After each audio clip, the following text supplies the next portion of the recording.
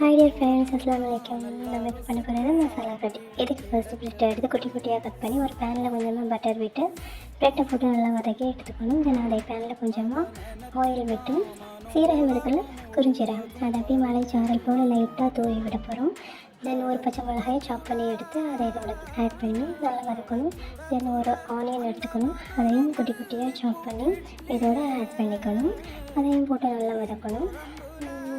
அது சீக்கிரம் வதங்குறதுக்காகவும் டேஸ்ட்காகவும் ஒரு பிஞ்ச் சால்ட் போட்டால் சீக்கிரமாகவே வதங்கிடும். ஸோ கொஞ்சமாக சால்ட் ஆட் பண்ணி நல்லா வதக்கி விட்டுக்கணும். தென் ஆனியன் மாதிரியே குட்டி குட்டியாக டொமேட்டோவை சாப் பண்ணி எடுத்துக்கணும். சாப் பண்ணி எடுத்துகிட்டு இப்போ நம்ம ஆட் பண்ண போகிறது டொமேட்டோ.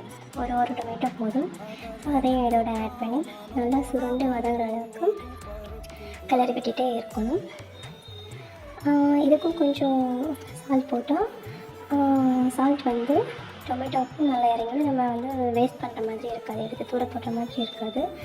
ஸோ அப்புறமா கொஞ்சமாக மஞ்சப்பொடி, கொஞ்சமாக கரம் மசாலா, அப்புறம் தேவைக்கேற்ப மிளகாப்பொடி போட்டு நல்லா ஆட் பண்ணி வதக்கி விட்டுக்கணும்.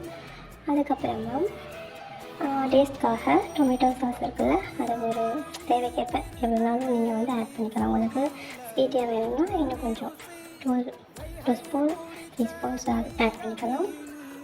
அதுக்கப்புறமா நம்ம எடுத்து வச்சுருந்த ப்ரெட்டை போட்டு வதக்கி எடுத்து லாஸ்ட்டாக கார்னிஷ் பண்ணுறதுக்காக கொஞ்சமாக கொத்தமல்லி தழையை போட்டு இறக்கிடணும்.